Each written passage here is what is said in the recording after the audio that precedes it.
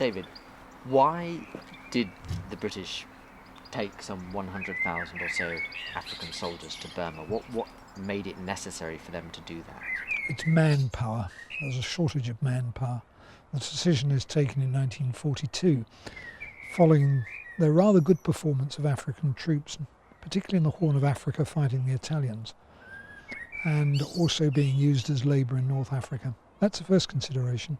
Second consideration is that they were trained, particularly West African troops, in carrying stores and supplies, ammunition, by head in forested areas.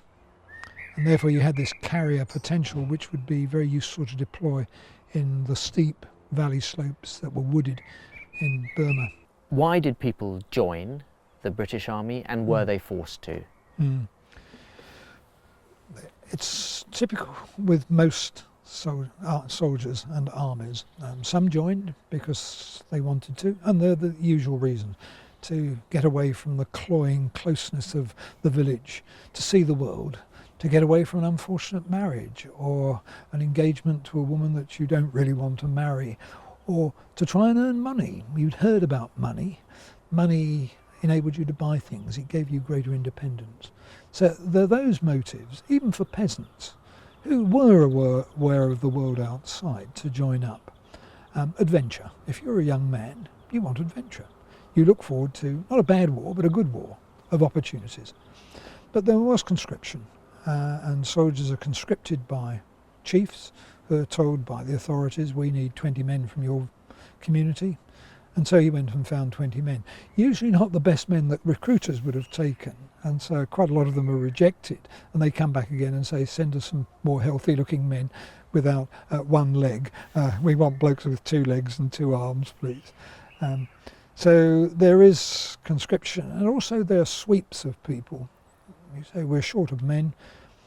It happens in Bathurst, modern Banjul, in the 40s.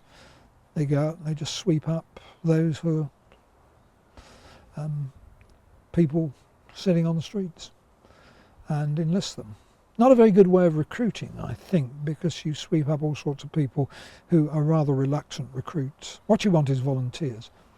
And quite a lot of volunteers do come forward for various reasons. Sometimes it's because they believe the propaganda about king and country and fighting against the evils of Nazism. That's the kind of thing that is used in propaganda. It's pinned up on boards showing Africans being brutally treated by jackbooted Nazis. Sometimes it's to serve the chief. Sometimes it's to serve the great king over the water. I mean, all sorts of stories are put forward as to why men enlisted. Do you see a significant link between the recruitment of African soldiers and their journey to Burma and back again, and the subsequent growth of nationalism in British colonies? No, I don't. The war, of course, is significant because it leads to the defeat of the British. But I don't see people coming back from the war as being harbingers of a new nationalism, that they've come back fortified by ideas of fighting against colonial rule. Many of them come from conservative areas, and I think we have to think of soldiers as being rather conservative figures. The army is a conservative institution. I mean, I think interestingly, particularly for literate soldiers, that's different. But of course, literate soldiers make up a very small proportion of the total armed force. And when they come back, yes, probably they are concerned more with politics. But they're concerned with politics, and I would draw the line of what is political activity much more widely than many of the people who wrote about nationalism. After all, if you want better pensions and you want a job, those are political issues. They're not nationalist issues.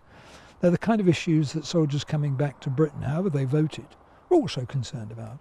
And yet I think that soldiers who came back from the war and went back to the village, often as young men, challenged the elders. You get the kind of thing that we're familiar with in the post-1960s world, but I think it's going on in the post-1945 world in many African villages. Young men challenging the authority of the elders. I've been and seen the world. You've just stayed here. You're all sticks in the mud. I'm a cosmopolitan figure. I've been to India. I've been a soldier. I've seen the sea. You haven't. I know how to do things. And you do, of course, have some of these modern ideas that are slowly percolated back into villages. But unfortunately, no one did any research at the time, not even anthropologists. So I think an opportunity was missed after the war to talk to soldiers about the impact that they had on village life.